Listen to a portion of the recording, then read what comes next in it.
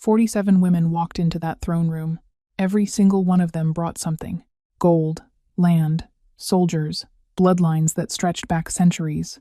They came dressed in silks that cost more than entire villages, their hair pinned with jewels that caught the candlelight and threw it across the stone walls like scattered stars. They came prepared, rehearsed, certain that what they carried was enough. None of them made him look twice. King Calum Voss sat on his throne the way a mountain sits on the earth, without effort, without apology, without any awareness that the world around it is waiting for it to move. His jaw was cut from shadow and old scar tissue. His eyes were the color of winter ice over deep water, pale, fractured, and completely still. The iron crown on his head carried no jewels, no decoration, just cold black metal pressed against dark hair, and the weight of 300 years wearing it down into his skull. Hi, viewers. If a king who felt absolutely nothing for 3 centuries suddenly felt something for a girl who brought him bread instead of gold, would you trust that feeling? Drop your answer in the comments right now, because this story is about to show you exactly what that looks like. The herald's voice bounced off the stone pillars and died somewhere in the rafters. Another name. Another woman gliding forward across the polished floor, her movements rehearsed to a flawless, bloodless precision. This one came from the Northern Territories. Her dowry was 3 border regions, a silver mine, and 500 wolves pledged to the crown. The court murmured the way courts always murmur approval, wrapped in envy, wrapped in performance. Calum's fingers did not move on the armrest. The woman reached the base of the dais. She lowered herself into a curtsy deep enough to make her spine ache, and lifted her eyes to his with the calculated confidence of someone who had practiced this moment in front of mirrors for months. He looked through her. She felt it. The whole room felt it. The murmuring collapsed into silence so complete that the candles overhead seemed louder, the soft, steady sound of wax burning down. His advisor, Lord Aldrich Penn, leaned from his position at the throne's right and pressed his voice low against the king's ear. "My king, she is considered the finest available match across 4 territories." Calum said nothing. Lord Penn straightened, made a note. The woman was guided away. The court reset itself with the mechanical efficiency of something that had performed this exact sequence 46 times before today. The herald cleared his throat and prepared the 48th name. 300 years. That was how long the throne room of Dorveth had been holding these audiences. 300 years of women arriving with everything the world considered valuable, and 300 years of the Alpha King sitting exactly where he sat now, unmoved, unwarmed, unreachable. His wolf had gone quiet inside him so long ago that Calum had stopped thinking of it as a living thing. It was architecture now. A room inside him with the doors sealed and the windows shuttered and no light coming through. The court did not know this. They believed what courts always believe, that the right woman, with the right offer, would eventually unlock what money and politics had failed to. That the king's stillness was preference, not absence. That somewhere behind those winter-pale eyes, something was waiting to be found. They were wrong, or they had been, because the doors at the far end of the hall opened without announcement, without permission, without a herald or attendants or a single piece of gold to justify the interruption, and the 48th woman was not a woman the court had any record of at all. And Calum Voss, for the first time in 300 years, sat forward in his throne. Just barely, just an inch, but the room noticed. And nobody, not Lord Penn, not the assembled nobility, not the 47 women who had already been dismissed, could explain why a girl in a mud-brown dress, carrying nothing but a cloth bag, had just done what 3 centuries of wealth and power and careful calculation had failed to do. Nobody except Calum, and even he didn't have the words for it yet. She didn't glide. She didn't float. She walked. Steady, unhurried steps that hit the stone floor with quiet purpose, like someone who had somewhere to be, and had decided the distance between the door and the throne was simply ground to be covered. No performance, no ceremony, just forward motion in worn leather boots that had seen real roads and real weather and real work. The court locked up around her like a body going cold. 2 guards broke from the columns before she reached the 3rd pillar. Big men in full iron plate, hands already reaching, already certain this was a simple matter of removal. They moved fast. She didn't stop, didn't speed up, didn't flinch when the first guard's hand shot out and grabbed her arm hard enough to leave a mark. She stays. The words came out of Calum's mouth before his mind had approved them. He did not examine this. There was no time, and he had no language for what had just happened in his chest. Something fast and hard, and gone before he could catch it, like a door slamming open in a room he believed had been permanently sealed. The guard released her arm and stepped back with confusion, written plainly across his face. She kept walking. She reached the base of the dais and stopped. No curtsy, no downcast eyes, no carefully rehearsed expression designed to communicate availability and deference and the appropriate degree of beauty. She simply stopped and looked at him directly, steadily, the way a person looks at something they are trying to understand, rather than something they are trying to impress. Her eyes were dark, riverstone dark, and they held his without a single tremor. He should have looked away. Any king would have looked away by now. Looking too long was its own kind of statement, and Calum Voss had not made statements with his eyes in 3 centuries. He didn't look away. Lord Penn stepped forward with his voice clipped and precise. "You are not on the registry. You will identify yourself immediately and explain how you entered this." "Elara Voss," she said. The hall went very still. Not because of the name, it was a common enough name in the outer regions, but because of how she said it. No apology in it. No nerves underneath it. Just the name, standing on its own, needing nothing to prop it up. "From the village of Crestven." She paused. "I didn't come to be chosen." The silence in the room changed shape. It became something heavier. 47 women who had come to be chosen stood in various corners of that silence, and the weight of it pressed differently on each of them. "Then why?" Calum said, and his own voice sounded foreign to him, rougher than it should have been, stripped of its usual distance. "Are you here?" She looked at him for 1 full second before she answered. 1 second in which the candles burned, and the court held its breath, and something behind Calum's sternum did something it had not done in 300 years. It moved. "Because you looked hungry," she said. "And everyone else in this room has been pretending not to notice." The air left the hall. 47 women, dozens of court officials. Lord Penn, who had served 3 generations of advisors before him and believed himself immune to surprise. Every single one of them heard those words land and felt the room rearrange itself around them. Calum did not move, but his eyes, those pale, fractured, winter-still eyes, sharpened on her face with an intensity that had nothing courtly in it, nothing managed. It was the look of something that has been asleep for a very long time and has just registered, for the first time, a sound worth waking for. He looked at her bruises then. Left eye, a cut still healing at the corner. Right cheekbone, a shadow of yellow-green that spoke to something days old. Her hands, where they hung at her sides, carried the evidence of work, real work, the kind done with soil and stone and effort, not ceremony. Someone in the court whispered. Penn inhaled sharply and opened his mouth. "Lord Penn," Calum said. Penn closed his mouth. Calum looked at Elara. "What is in the bag?" She reached into the cloth bag at her hip, and what she pulled out, what she held up in both hands in the cold throne room of Dorveth, before 47 women who had brought gold and bloodlines, and entire armies pledged in their names, was a loaf of bread, dense, dark. The crust cracked along the top, still faintly warm. The court did not breathe. And Calum Voss, Alpha King of Dorveth, who had felt nothing for 300 years, felt his wolf, that sealed, silent, long-abandoned thing, open its eyes for the first time.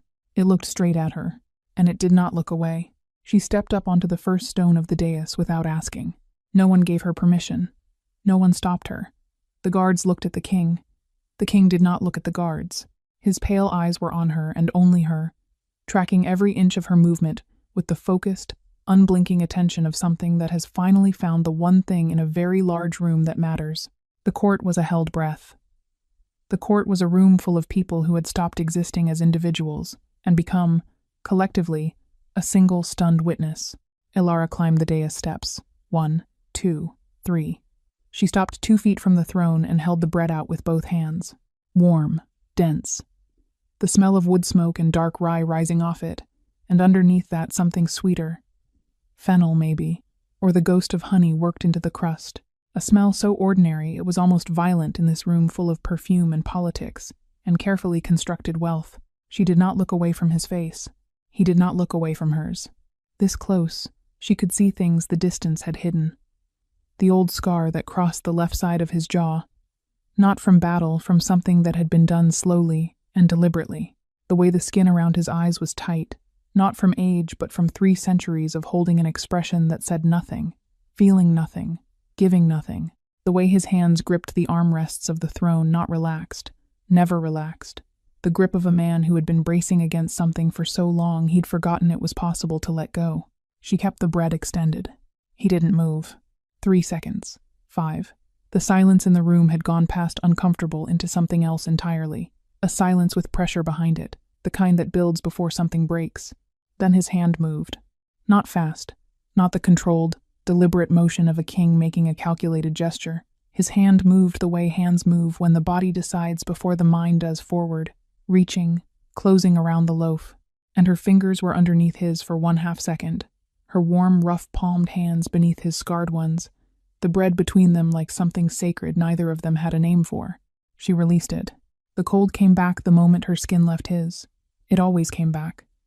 300 years had taught him that cold was the baseline, the default, the only reliable state of the world. But this time something stayed behind. A warmth that had no right to be there and was there anyway, pressed into the bones of his hand like a brand that doesn't burn, just marks. Just changes the shape of the thing it touches permanently and irrevocably, and without apology. Mine. The word didn't arrive in his mind like a thought. It arrived like a heartbeat before language, before logic, before 3 centuries of careful distance could build a wall around it. It moved through him the way heat moves through iron, not fast, not flashy, deep and slow and total, reaching places that had been cold for so long they had forgotten the possibility of warmth. His wolf exhaled. That was the only way to describe it. The sealed thing, the shuttered thing, the thing that had been built into architecture and forgotten.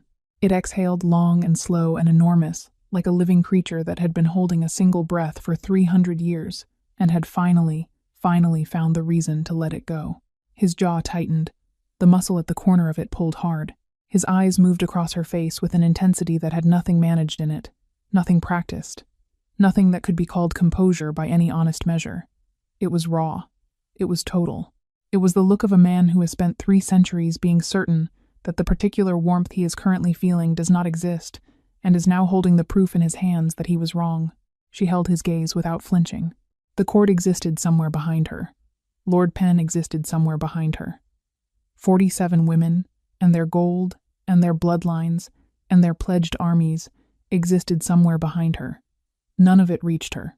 Her eyes were steady and dark and completely present, fixed on his face with the quiet attention of someone who is not afraid of what they are seeing.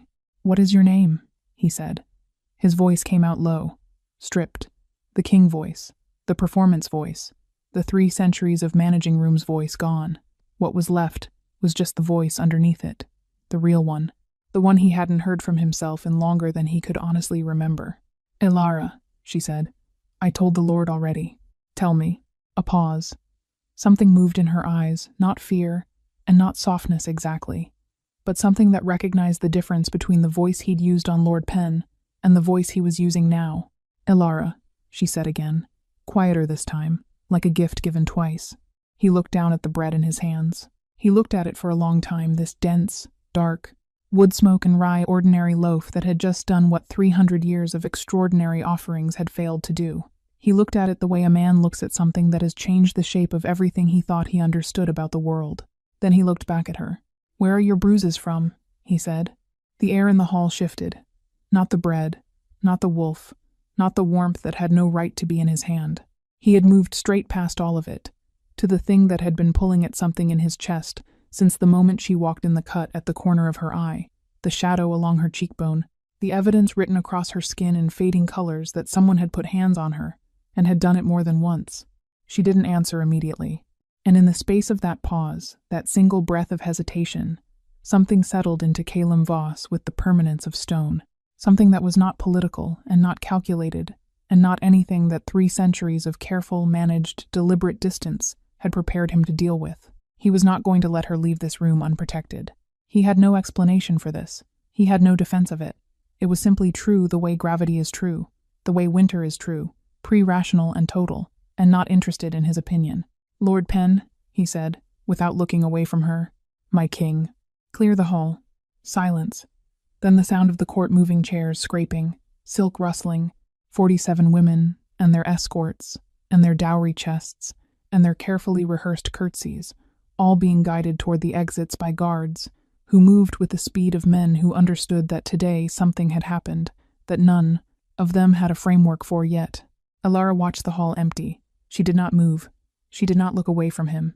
When the last door closed, and the throne room held only the two of them, and the low burn of the candles overhead, Calum Voss leaned forward in his throne that single, deliberate inch, and said 3 words that had not left his mouth in 300 years.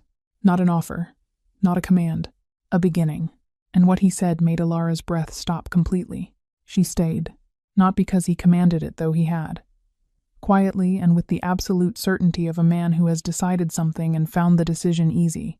She stayed because the 3 words he'd spoken in the empty throne room were still sitting inside her chest, pressing against her ribs with the particular weight of something she hadn't been prepared for and couldn't immediately categorize. She had come to Dorveth for a single reason.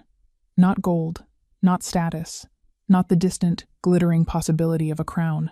She had come because the border wolves that answered to this king's court had been taking more than the tithe from Crestfen for 2 consecutive winters, and the village had sent 3 formal petitions to the crown that had been swallowed by the machinery of the court and produced nothing.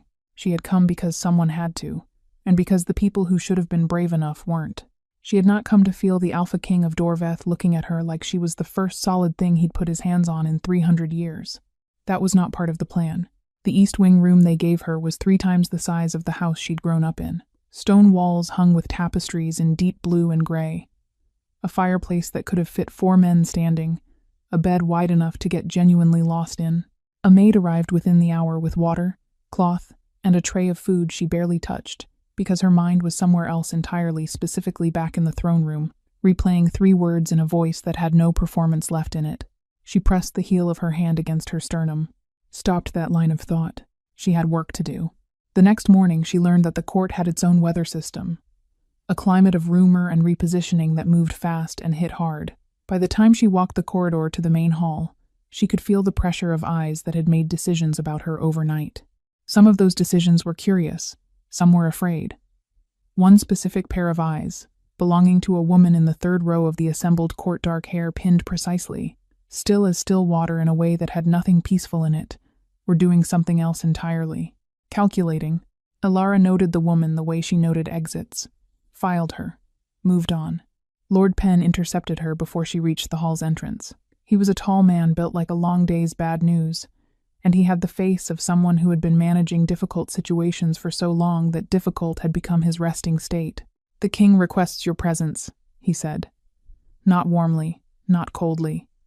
Neutrally, which in its own way was more informative than either. "Where?" she said. "The receiving room. Now." She followed him through 3 corridors, and down a half staircase, and into a room that was not the throne room, smaller, lower-ceilinged, warmer. Maps covered the central table. Territorial maps. Real ones, marked with pencil and age, and the evidence of actual use, not display. Calum stood at the table's edge with his back to the door. He didn't turn when she entered, but his shoulders shifted barely, the way a compass needle shifts, and she understood that he had known the exact moment she crossed the threshold. "Close the door," he said. Penn closed it from the outside. She walked to the table and stood across from him. He turned then, and she took in his face in the morning light that came through the narrow windows, harder light than candlelight, less forgiving, the kind that shows the real shape of things. He looked the same. He also looked different. There was something in his eyes that hadn't been there yesterday, or rather, something had been added to the stillness.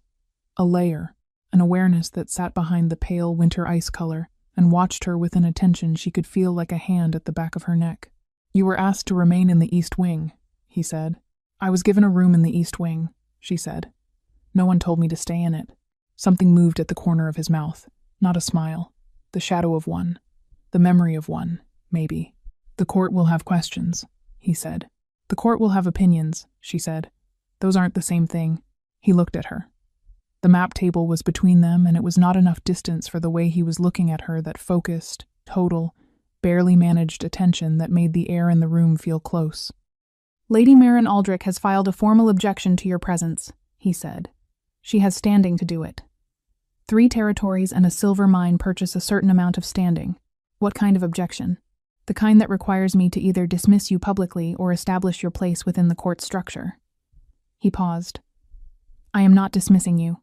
The words were quiet. They were also absolute, the kind of absolute that comes from somewhere past decision, from somewhere where a thing has already been settled, and the speaking of it is only documentation. She held his gaze. "Why?" He was quiet for a moment. "Because Crestfin's petitions were received," he said. "I read them this morning. All 3. Another pause. Heavier. "I did not know they had been stopped." The breath she took was careful. Controlled. She had spent months building careful and controlled, because the alternative, the anger, the fear, the specific grief of 2 winters watching people she loved go without, because the system that was supposed to protect them had simply chosen not to, was not something she could afford to carry into a room like this. She carried it anyway. She just didn't let it move. "What happens now?" she said. "I send riders to Crestfin today," he said. "Border enforcement will be addressed before the week is out." She stared at him. "That's it?" she said. "That's all it took?" "I walked in here with bread, and in 24 hours, 3 petitions that went unanswered for 2 winters are suddenly—" "The petitions were answered," he said. His voice was level, but something underneath it wasn't. "They were answered incorrectly, by people who should not have been in positions to answer them. That will also be addressed." The room was quiet. She looked at the maps between them, at the territorial lines drawn and redrawn in pencil, the evidence of ongoing decisions about where power lived and what it owed to the people living inside its boundaries. "She stays," he had said in the throne room. Not a request, not a negotiation. She had heard it land on the court like a stone dropped from a great height. She looked up at him. He was already looking at her. He had not stopped looking at her since she entered the room, and she was beginning to understand that this was not something he was doing casually. There was nothing casual about Calum Voss. Everything he did had been deliberate for so long that deliberate had become his natural state. But the way he looked at her did not feel deliberate. It felt like something that was happening to him rather than something he was choosing. "There's a woman in the 3rd row," Alara said. "Dark hair, very still. She was watching me this morning in a way that wasn't the same as everyone else." Something shifted in his face. "Lady Vespera Nail. Who is she?" He was quiet for 1 beat too long. "Someone we will discuss later," he said. And the way he said later, the specific, weighted quality of it, told her more than the name had. There was history in that word. There was something large and carefully kept in that word. Something that had been living in this castle longer than she had been alive. She filed it. She filed the woman in the 3rd row. She filed the maps and the unanswered petitions, and the 3 words he'd said in the empty throne room, and the way his hand had covered hers for 1/2 second around a loaf of bread. She did not examine what she was doing with all of this information. She was not ready to do that yet. She nodded once and turned toward the door. "Ilara." She stopped, did not turn. "Eat something today," he said. "The tray in your room. You haven't touched it." She stood very still for a moment. Then she left without answering. And she did not let herself think, until she was 3 corridors away, and completely alone, about the fact that he had somehow known. She found the library on her 2nd night in Dorveth. Not the one they'd shown her during the brief. The efficient tour Lord Penn had conducted with the energy of a man, completing a task on a list, the grand library on the 3rd floor, with its matched spines and gold lettering on the shelves, and the feeling of a room that existed to be seen rather than used. She found the other one, the one behind the door that didn't announce itself, set at the bottom of a half-staircase off a corridor most people seemed to walk past without registering. The door opened on a room that smelled like paper and cold stone and old candle wax, and felt like a room that had been useful for a very long time and was comfortable with that. The shelves here were not matched. Some books had no spines at all, just stacked pages held together with cord, or pressure, or stubbornness. The candles on the small table in the corner were burned to various heights, none of them replaced. This was not a room anyone prepared for guests. She sat on the floor between 2 shelves, cross-legged, with 3 books open around her, and her own candle set close enough that any sensible person would have moved it further away. She was not thinking about the candle. She was thinking about the curse. She had been thinking about the curse since her 1st night in Dorveth, specifically about the fact that no one inside this castle seemed to be thinking about it at all. The court talked around it. Lord Penn referenced it in the careful, sideways language of someone describing a permanent condition, something to be managed rather than solved. The servants she had spoken to in hallways and at mealtimes spoke of it with the resigned familiarity of people who had been born inside it and expected to die inside it. 300 years. And in 300 years, no one had asked the right question. Ilara had a theory about curses, not from formal study. Crestvin didn't run to formal study, but from the particular, lateral logic that develops in people who grow up problem-solving with limited resources. Curses were not weather. Weather happened to you. Curses were architecture. Someone built them, which meant they had structure, which meant the structure had load-bearing points. Find the right load-bearing point, remove it, and the whole thing came apart. Everyone who had come to break this curse had come looking for something large, a sacrifice, a prophecy, a bloodline with the right heritage, and enough raw power to break the working by force. She was looking for something small, something specific, something the original curse worker would have chosen precisely because it seemed unremarkable. An anchor. The book in her left hand was a record of Dorveth's historical court, 3 centuries old. The ink faded to brown at the edges. The book in front of her was a theoretical text on bound workings that she'd found 2 shelves back, and was working through slowly, because the author had the particular genius of someone who was also completely unable to write a clear sentence. The third book, open to her right, was a genealogical record. Family lines, marriages, bloodlines, the long, careful accounting of who came from where. She was cross-referencing. She didn't hear him come in. She heard the candle flame change a shift in the air that preceded the awareness of him by 2 full seconds, and she went still with her finger on the page and her eyes on the text before she registered what the stillness was a response to. Most people find the East Wing comfortable enough. His voice came from behind her left shoulder, and it was the voice from the map room rather than the throne room voice, low, stripped of its formal distance, closer to the real one. She did not startle. She had trained herself out of startling a long time ago. Startling got people hurt. Most people aren't looking for something, she said, without turning. A pause. Then the sound of him moving not toward her, not away, parallel to her, stopping at the shelf to her right, and the particular quality of the silence that followed was not the silence of someone who had stumbled across something unexpected. It was the silence of someone who had found what they were looking for, and was not sure what to do about that now that they had it. She turned a page. He stayed at the shelf. She could feel the weight of his presence the way you feel the specific pressure of weather before it arrives directional, certain, carrying something in it that the air around it doesn't carry. "What are you looking for?" he asked. "The anchor." She said it without theater. A fact being stated, available for use. Every bound working has one. Something the curse is tied to something it needs to sustain itself. The working is architecture. Find the anchor. The architecture falls. She paused, turning another page. No one seems to have looked for yours. The silence that followed had weight in it. He stepped closer, not a conscious step, not the deliberate movement of a man making a decision, but the kind of movement that happens when attention is pulled and the body follows before the mind has finished the sentence. He stopped when he was close enough that if either of them reached sideways, they would close the distance completely. Neither of them reached. The candle between them threw its unsteady warmth across the open pages across her hands, her forearms, the dark line of her braid against her shoulder, and across the edge of his jaw. She saw when she finally looked up, the scar catching the light the way scars do, holding it differently than the skin around it, a permanent record of a moment that had been deliberate and damaging, and someone else's choice. Their eyes met. He was not looking at the book. He had not been looking at the book. She looked at him, and he looked at her.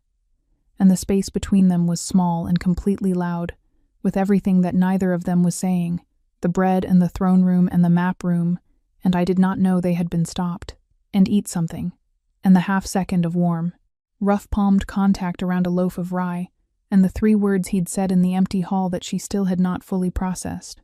All of it lived in that small, loud space. She was the first to look back at the book, not because she wanted to, because one of them had to, and she was better at making herself do necessary things than she suspected he was, right now, in this moment. "The anchor won't be obvious," she said. Her voice came out steadier than she expected. "It'll be something that's been here long enough to look like it belongs, something the court stopped questioning." She paused.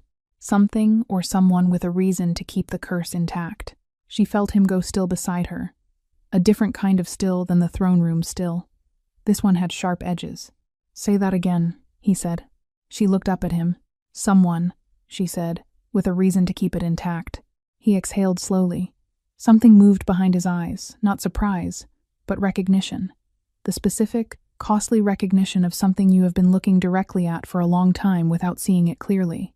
Lady Vespera Nael, she said quietly. Third row, very still. Has been in this court for 300 years, he said. His voice had gone flat and hard and quiet in the way that things go quiet right before they become very loud. I need to confirm it, she said. I need 3 more days with these records. She looked at the genealogical text. But Calum, she stopped. She had used his name, not his title, not my king or your majesty, or any of the architecture of rank that everyone else in this castle wrapped around him like a second crown, just his name, dropping out of her mouth in the low light of the hidden library with the candle burning between them. He did not correct her. He was looking at her with those pale, fractured eyes, and the thing in them had changed again, had shifted into something that was not the throne room look, and was not the map room look, and was not anything she had a ready category for. It was open in a way that she suspected he did not know how to close anymore, and it was looking at her with a focus so complete that the rest of the room had essentially stopped existing. 3 days, he said. His voice was quiet and certain. Whatever you need. She nodded, looked back at the book. He did not leave immediately. He stood at the shelf a moment longer, 1 breath, 2, and she kept her eyes on the page and felt the specific quality of that nearness, the way you feel, something that you know is not going to stay but has not left yet. Then he stepped back. She heard his footsteps toward the door, controlled, deliberate. The sound of a man putting distance between himself and something he doesn't trust himself to stand too close to. The door opened, paused. Ilara. She looked up. He was at the threshold, his face half in candlelight and half in the dark corridor, and he said nothing for a moment. Just looked at her across the low, warm room with all its disorganized shelves and its stubborn candles and its 300 years of questions no one had been asking. Be careful who you trust in this castle, he said, until we know more. She held his gaze. Including you? She said. The corner of his mouth moved, that not smile again, the shadow of one. Especially me, he said. And then he was gone, and the room was just a room again, and Ilara sat very still with her finger on the page, and her candle burning, and the genealogical record open to the Nael family line, which, she was now reading clearly for the first time, did not begin 300 years ago. It began 300 years and 1 month ago, 1 month before the curse. She stared at the date. Then she reached for her notes and began writing fast, because somewhere in this castle, a woman in the 3rd row with 3 centuries of patience and a reason to keep everything exactly as it was had just become something far more dangerous than a person with an opinion. She had become a target. And targets, in Ilara's experience, had a way of finding out they were being aimed at before you were ready for them to know. The date sat on the page like a loaded gun. Ilara had stared at it for 3 minutes without moving 1 month before the curse, the Nael family line appearing in Dorveth's records as though it had always been there, as though 3 centuries of court history had simply absorbed it and stopped asking questions about its origin. She had been in this hidden library for 2 nights running, and she had found things that no one else had bothered to find, because no one else had been looking with the right question in their hands. She brought it to Calum at dawn, not through Lord Penn, not through channels. She walked directly to the war room, where one of the night guards had told her the king could usually be found before the court assembled, and she pushed the door open without knocking, and put the genealogical record flat on the table in front of him, before he had finished turning around. Look at the date, she said. He looked at the date. The room went very quiet. He was still in the clothes from the night before, no crown, no formal coat, just a dark shirt with the sleeves pushed to his elbows, and the particular, worn-down look of a man who does not sleep much, and has made peace with that. He leaned over the record. His eyes moved across the page with the focused speed of someone who reads not for pleasure but for information, stripping a text down to its structure, the way you strip a mechanism down to its working parts. He straightened slowly. 1 month, he said. 1 month before the curse began, the Nael bloodline appears in Dorveth's court records for the first time. Ilara kept her voice level. No prior mention, no record of arrival. They simply exist in the documentation, as though they were always here. And then 1 month later, the curse begins, and then they never leave. She paused. 300 years, the same family, the same court position, third row. He turned away from the table, walked to the narrow window, stood with his back to her and his hands at his sides, and his shoulders carrying something she could see from across the room, the specific, physical weight of a realization that changes the shape of everything behind it. She was there when it started, he said. She didn't witness it, Alara said. She worked it. He turned. His eyes found hers across the room, and what was in them was not anger, not yet, not the hot, immediate kind. It was colder than that. Slower, the kind that builds in people who have learned that fast anger is a luxury that costs too much. I need you to be certain, he said. I'm not certain yet, she said. I need 2 more sources. There's a record archive below the Eastern Tower Court transactions, Curse-era documentation. If the anchor is Vespera, there will be a binding thread somewhere in those records, something that connects her continued presence to the curse's maintenance. She held his gaze. I need access to the archive. You have it, he said, no hesitation. She nodded, reached for the book. His hand came down on the page beside hers, not on her hand. Beside it, 1 inch of cold stone table between their fingers. She went still. Alara, his voice was low. She cannot know you are looking. If Vespera understands what you have found, she'll move first, Alara said. Yes, I know. She looked at his hand beside hers on the page, at the scar across his knuckles, the particular architecture of damage that spoke to 3 centuries of holding on too hard to things that cut. I've been careful. He looked at their hands, hers and his, nearly touching, the book between them carrying 300 years of questions that had finally found someone patient enough to ask them. He looked at it the way he had looked at the bread in the throne room, with that specific, unmanaged attention that had no performance in it. You came here for Crestfin, he said. Not an accusation, a statement, the kind that asks a question without asking it. She met his eyes. Yes, and now you are doing this. Someone has to. A long silence. Why you? He said. She looked at him for a moment. At his face in the gray dawn light, the scar and the crown lines, and the 3 centuries of stillness cracking open at the edges into something she did not have a safe name for. Because I walked into your throne room with bread, she said quietly, and you looked at it like it was the first real thing anyone had handed you in 300 years. A pause. Maybe it was. He said nothing, but his hand moved barely, less than a centimeter, and the side of his little finger came to rest against the side of hers on the cold stone table. Just that. Just contact. Warmth and bone and the smallest possible acknowledgement of everything that had been building between them since the moment she'd walked through those doors without permission. Neither of them moved for a long moment. Then she picked up the book, and he stepped back, and the war room was just a war room again. But she carried that half-inch of warmth with her all the way to the Eastern Tower archive. And she was still carrying it 3 hours later, when she found the second source, a binding record, 70 pages deep in documentation no one had touched in 2 centuries, with Vespera Nael's family seal pressed into the wax at the bottom of a contract that should not have existed, a contract that had not expired, a contract that renewed itself, automatically, every decade, as long as the curse held. She read it twice to make sure. Then she closed the book and sat in the dark of the archive with the specific, cold clarity of someone who has just understood that the thing they are hunting has been watching them this entire time. Vespera knew she was looking. She had always known, and she had let it happen. Vespera moved at first light on the 5th day. Alara was 3 steps from the Great Hall's entrance when she heard the doors open behind her, and something in the quality of the sound too coordinated, too many footsteps moving in deliberate formation, made her stop walking before she understood why. She turned. Vespera Nael walked into the morning assembly, with 3 lords at her back, and a court messenger at her side, and a piece of formal parchment in her hand, and her face wore the expression of someone who has been patient for a very long time, and has decided that patience is finished. The hall filled fast. Court assemblies had their own gravity.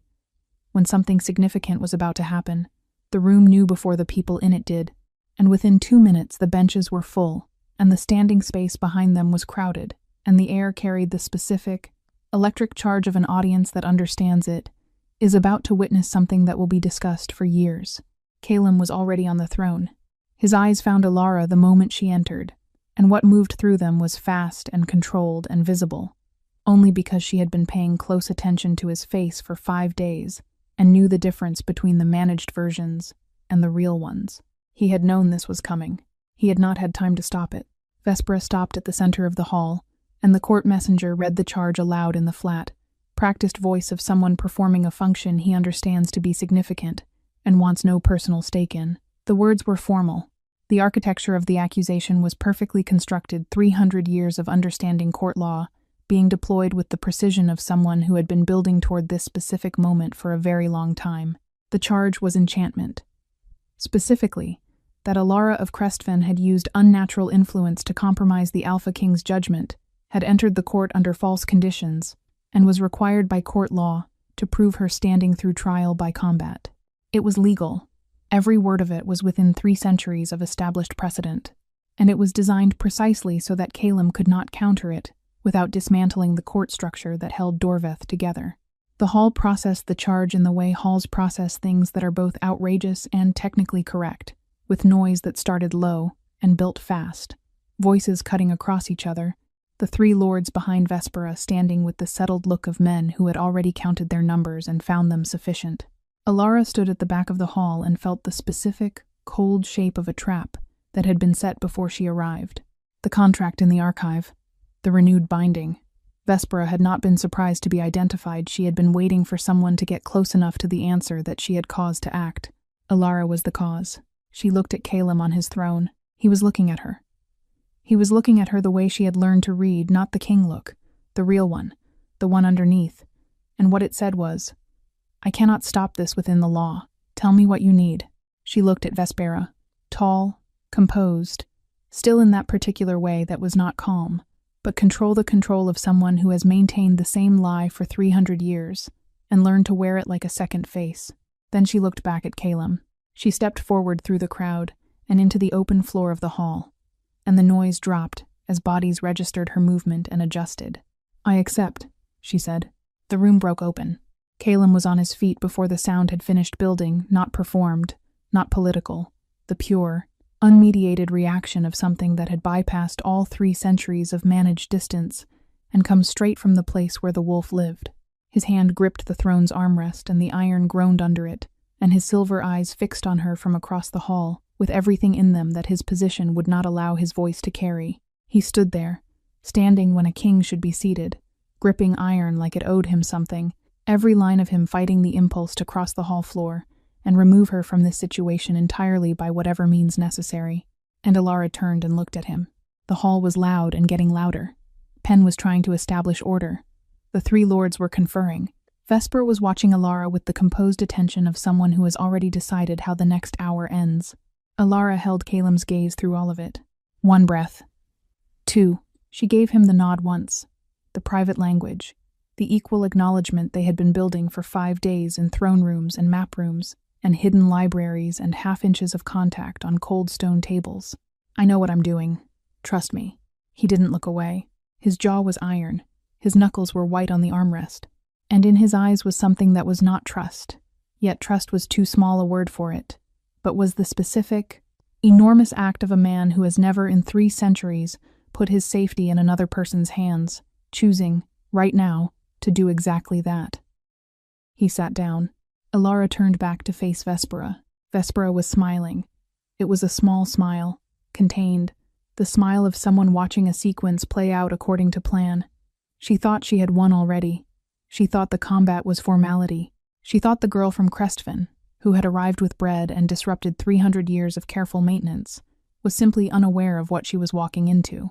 She was wrong about that, but she wouldn't know it until tomorrow, when the chalk circle was drawn.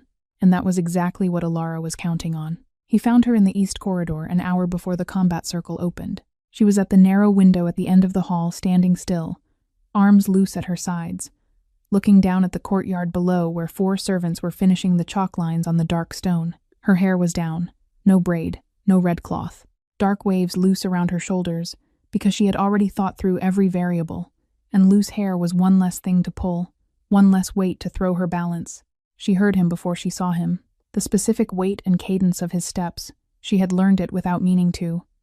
The way you learn the sounds of a house you live in, until the absence of them would be louder than the presence. He stopped beside her at the window. Below, a servant smoothed the last section of chalk with a flat board and stepped outside the circle to examine his work. The courtyard was gray and cold in the early morning light. It looked like what it was, a fighting ground, dressed up with geometric precision. Neither of them spoke for a long moment.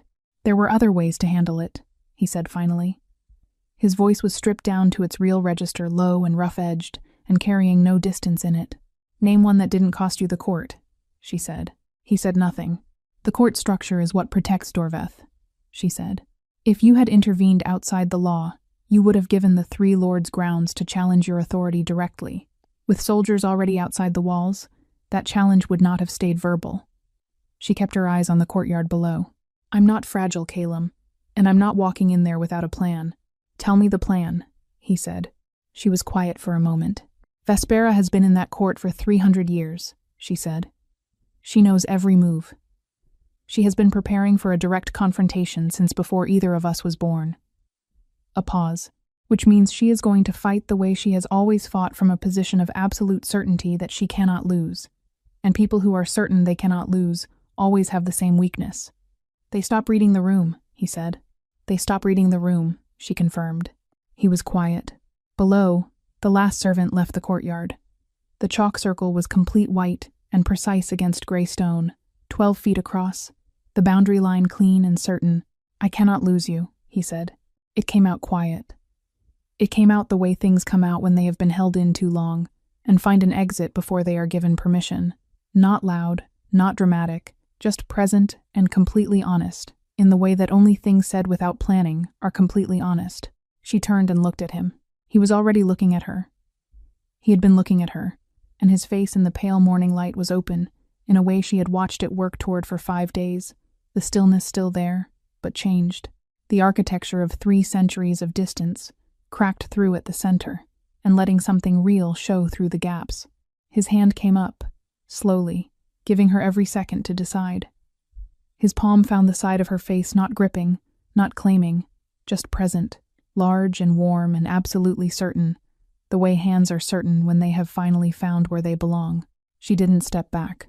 Her eyes closed, just for a moment, just long enough to take that in the warmth of his hand, the specific weight of being looked at by someone who is seeing you entirely, no part of you edited or managed or reduced to your usefulness. He pressed his forehead to hers. The corridor was cold. The courtyard below was empty. Somewhere in the castle, Vespera Nael was preparing for a combat she believed was already won, and Lord Penn was drafting procedural documents, and the 3 lords with soldiers outside the walls were watching their investment, and none of it reached this corridor, this window, this half-foot of space between Calum Voss and the girl from Crestven, who had walked into his throne room with bread and changed the shape of everything. "I know," she said softly. His exhale was warm against her skin. She opened her eyes, stepped back. One step deliberate, not because she wanted the distance, but because one of them had to hold the line, and she was better at it right now than he was. She straightened. Her chin came up. The bone-deep composure settled over her the way it always did when she needed it. Not performance, not armor, just the bedrock quality that had kept her standing through 2 winters of watching Crestven stripped bare and 3 days of navigating a court that wanted her gone. "Stay on the throne," she said. "No matter what happens in that circle, stay on the throne.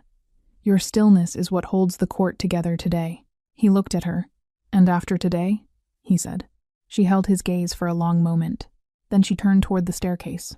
She did not let herself hear the way he said, nothing in response, the specific quality of a silence that is not emptiness, but everything. Every word a man with 300 years of contained distance doesn't yet have the practice of saying out loud. She heard it anyway. She carried it with her down the stairs, and into the morning, and to the edge of the chalk circle. And she did not let it make her hands shake. She could not afford shaking hands today. The combat circle opened at mid-morning. 200 witnesses packed the courtyard walls before the first bell finished ringing. Court members, servants, guards who were technically off rotation and had found reasons to be present anyway. The 3 lords stood together at the north wall with the arranged patience of men who have already decided the outcome and are waiting for the event to confirm their decision. Vespera walked into the circle in a gray coat that moved like water, a long blade at her hip, and the composed, unhurried certainty of someone who has never lost a thing she intended to keep. Ilara walked in 30 seconds later. No coat. Dark-fitted clothes that allowed full range of movement. her arms bare from the elbow down, her dark hair loose. In her right hand, nothing. Her left side was the side that had taken a hit 2 days ago. She had kept it out of the official record and moved carefully enough that only Calum had noticed. Because Calum noticed everything about her that she did not specifically conceal, which she had stopped being surprised by on day 3. She looked at Vespera across the 12-foot circle. Vespera looked back. The small, composed smile was present. The certainty was present. The 300 years of patience and preparation, and careful maintenance of a lie that had cost an entire kingdom its warmth, were present sitting inside that stillness, wearing it like clothes. The signal was given. Vespera moved first. Fast. Precise. The long blade came out and across in a motion so practiced it had no wasted movement in it. No wind-up, no announcement, just the immediate commitment of someone who has decided the fastest path to the end of something is a straight line. Alara stepped left, and the blade passed 2 inches from her right arm. The crowd sound was involuntary, a single sharp exhale from 200 people simultaneously. She kept moving. She did not engage the blade directly. She moved the way water moves around, a rock not stopping, not breaking, finding the path of least resistance, and using it to build momentum. She needed to read Vespera before she committed to anything. She needed to watch the patterns. Watch the weight distribution before each strike. Watch the eyes where they went in the half-second before the body followed. Vespera drove her back. Once, twice, 3 times, controlled, methodical, moving Alara toward the circle's edge with the precision of someone running a sequence they have rehearsed. The crowd at the south wall shifted nervously. The 3 lords at the north wall did not shift at all. On the 3rd step back, Alara's heel found the chalk line. She stopped. Vespera came in fast and hard, and certain. This was the sequence. This was where the ending began. 300 years of patience arriving at its moment, and Alara moved inside the strike instead of away from it. Inside the arc of the blade, where Vespera's reach became a liability, and her own proximity became the advantage. She was close enough to see Vespera's eyes change. Not much. A flicker. The first real thing those eyes had shown in the entire exchange, the specific, high-voltage shock of someone who has been completely certain and has just found the floor missing. Alara's right hand came up. What came out of her palm was not a blade. It was light gold white, the color of something older than the court, and older than the curse, and older than the careful, deliberate darkness that Vespera had built and maintained across 3 centuries. It came from her hand with the specific, unhurried certainty of something that has been waiting for the right moment with considerably more patience than anyone in this courtyard. It hit Vespera's blade. The blade was gone. Not broken. Not knocked aside. Gone, dismissed from the space it occupied as though it had never been there. The way a window opened lets out a smell that had been building in a closed room for too long. The courtyard went absolutely silent. Vespera stumbled. 1 step back, then 2. Her composure, 300 years of it. That extraordinary, maintained, load-bearing stillness cracked across the center the way glass cracks when the temperature changes too fast. Her eyes went wide. She looked at her empty hand. She looked at Alara. For the first time in 300 years, Vespera Niel looked afraid. On the throne platform above the courtyard's north wall, Calum had not moved in 8 minutes. He had stayed on the throne.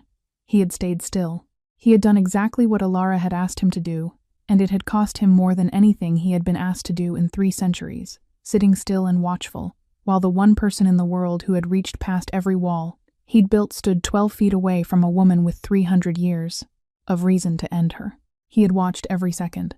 He had not looked away once. When the light came from her palm, that gold-white impossible light that the court would spend days trying to name, and never quite manage, something unlocked in his chest. Not metaphor, something physical, something structural. A load-bearing tension that had been holding for so long he had stopped recognizing it as tension, and had accepted it as the shape of his body. It released. Vespera was stepping back. The 3 lords at the north wall were exchanging looks that had lost all their settled patience. Lord Penn had his hand pressed flat against his own sternum, and his mouth slightly open. Alara stood in the center of the circle with the gold-white light fading from her palm, and her chest moving with the controlled, measured breathing of someone who has spent everything, and is refusing to let it show. "Step out of the circle," she said. Her voice was quiet and carried completely. "It's over." Vespera looked at her for a long moment. Then she stepped out of the circle. And the second her foot crossed the chalk line, the courtyard broke open, sound and movement, and the three lords suddenly talking very fast to each other, and Penn calling for order, and 200 witnesses, all trying to process what they had just seen, with the limited vocabulary available to people who have spent 300 years inside a curse, and are only now beginning to understand what that means. Calum came off the throne, not procedurally, not with ceremony or measured steps, or the deliberate pacing of a king making a public movement.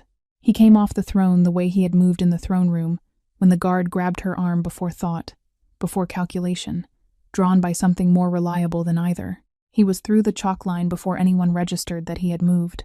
His hand found her arm, her right arm, the uninjured one. He steadied her. She had swayed, barely, the exhaustion finding her now that the necessity of fighting was finished, and she said, "I'm fine," in a voice that was doing its best, and he said, "I know." And neither of them moved and neither of them let go. The courtyard was very loud. Neither of them heard it. She looked up at him. He looked down at her.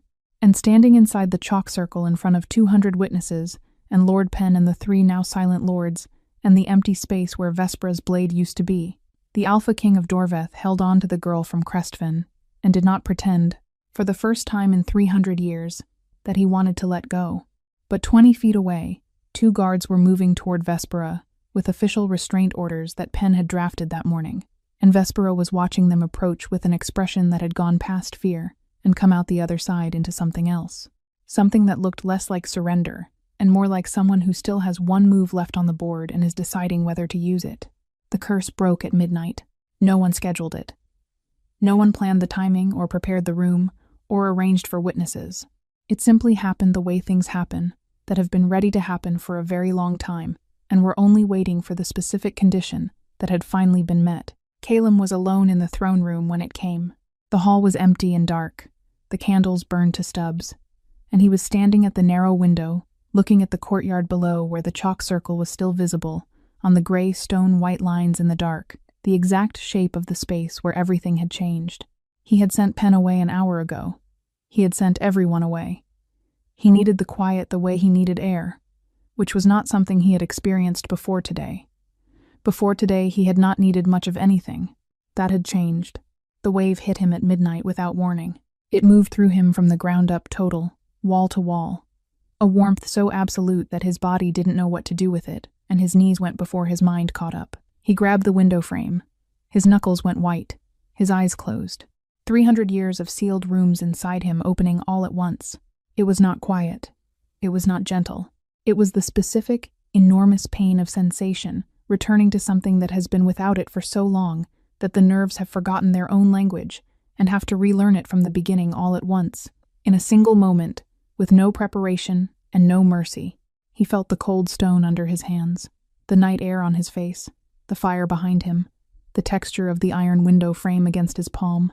He felt his own heartbeat for the first time in 3 centuries, as something present and real, rather than just biological fact, loud and certain, and moving blood through a body that was finally, after everything, warm. He felt her. Not her presence specifically. Her impression. The specific, irreducible warmth that she had been building in him since the throne room, since the bread, since the library, since the corridor window and the chalk circle and his hand on her face, and her eyes closing just long enough to take something in. All of it was there. All of it arrived at once, and it was the first thing he felt. He pushed off the window frame and walked.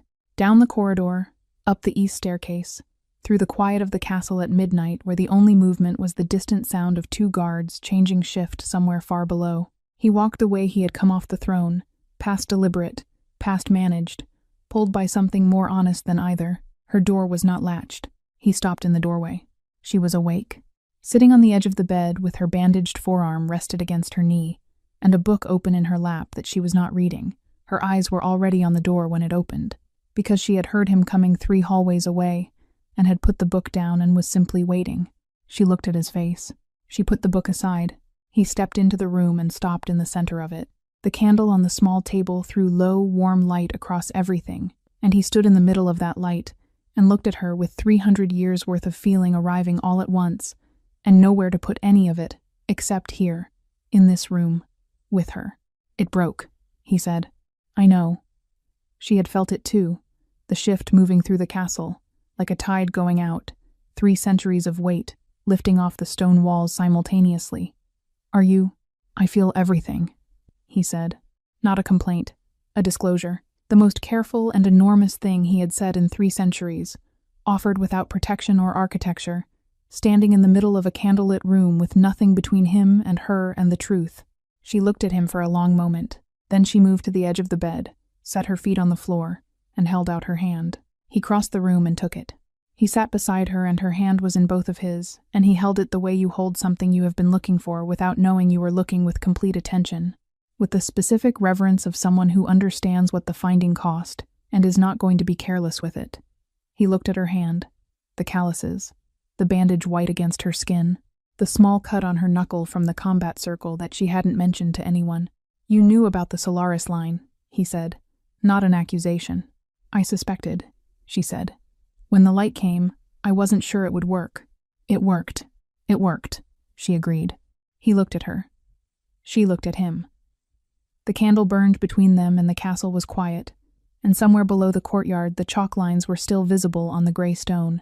"I didn't come here for this," she said softly. "I know. I came for Crestfin. Crestfin will be protected," he said. "As long as I am king, it will be protected." He paused. "I sent the riders the morning after you arrived, before the combat, before any of this." Another pause. "I want you to know that. It was not conditional." She was quiet for a moment. "Why?" she said. He looked at their hands, at the particular way her fingers rested in his, not gripping, not performing comfort, just present. He thought about the throne room and 47 women, and the specific, absolute silence of 300 years of feeling nothing, and the way 1 loaf of bread in 2 rough-palmed hands had undone every single wall he had ever built against the possibility of this exact moment. "Because it was right," he said. "And because you walked into my court with the only honest thing anyone had brought me in 3 centuries. He looked up at her. "And I knew, the moment you held it out, that you were not giving me bread." She held his gaze. "What was I giving you?" she said quietly. "A reason," he said. The room was completely still. Her free hand came up and rested against the side of his face, her rough, warm, work-honest palm against the scar on his jaw, steady and certain, and he closed his eyes for a moment the way she had closed hers in the corridor, just long enough to take something in that was too large for open eyes to hold. When he opened them, she was looking at him with those dark river stone eyes, and what was in them was not soft. Exactly, Alara was not soft, had never been soft. Soft was not what had kept Crestfin's petitions alive through 2 winters, and walked her into a king's court without an invitation. But it was warm, real and steady and warm, the way the bread had been warm, the way her skin was warm, the way the room was warm with the curse broken, and the candle burning, and everything finally allowed to breathe. He reached into his coat. The circlet was small old gold threaded through dark metal, plain and worn smooth with age. Not a queen's crown, his family's. His mother's, who had died before the curse, and had left it in a box in the East Tower archive that no one had opened in 300 years, because no one had had reason to. He had opened it this afternoon. He held it up between them. "Not because of the court," he said. "Not because of the law, or the precedent, or what yesterday requires today to look like." He looked at her. "Because I am asking you, Alara of Crestfin, I am asking." She looked at the circlet. She looked at him. Then she reached out and took it from his hands, and instead of putting it on herself, she set it on the bed beside her, and took both his hands in hers, and looked at him with the level, unblinking attention she had given him from the first moment in the throne room. "Ask me again in a month," she said. "When the court has settled and Crestfin is protected and you have had time to feel everything without 300 years of pressure behind it." A pause. "Ask me when you know what you're asking." He looked at her for a long moment. The muscle in his jaw worked. Something that was not quite frustration and not quite relief moved through his eyes. The specific, complicated feeling of being understood so completely by another person that there is nowhere left to hide, and finding, unexpectedly, that hiding is not what you wanted anyway. "A month," he said. "A month," she confirmed. He nodded, looked down at their joined hands. Then she reached into the pocket of her dress and produced a small piece of bread torn from the morning loaf, wrapped in a strip of red cloth. She held it out to him, 2 hands, the same gesture, the same quiet offering as the throne room, as the dais steps, as the moment that had started everything but different now, carrying everything that had happened since, the weight of 5 days and a chalk circle, and a broken curse, and a man who had felt nothing for 300 years, feeling everything for the first time. He stared at it for a long moment.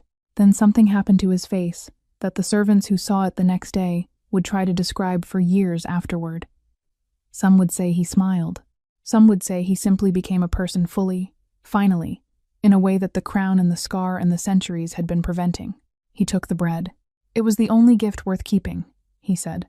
He took a bite, and in the throne room of Dorveth, empty and quiet at midnight, the last of the cold finished, leaving not in a wave, not in a rush, but the way winter finally leaves, when spring is ready slow, certain, and completely without going back. Outside, the chalk circle on the courtyard stone caught the moonlight and held it. White lines on gray stone, the exact shape of where everything changed. If this story moved something in you, if you felt every moment of Alara and Kalem's journey, then this channel is exactly where you belong. Hit that subscribe button right now and turn on your notifications so you never miss a story that hits this deep. Every week we bring you worlds built on love that cost something, on characters who earn every moment of their ending, and on stories that stay with you long after the final word. Drop a comment below and tell us what was the moment that got you. Was it the bread? The chalk circle? The circlet he chose not to put on her head?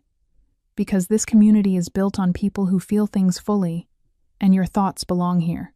Share this story with someone who needs to believe that the right kind of showing up honest, unhurried, and without gold can break 300 years of cold. We will see you in the next one.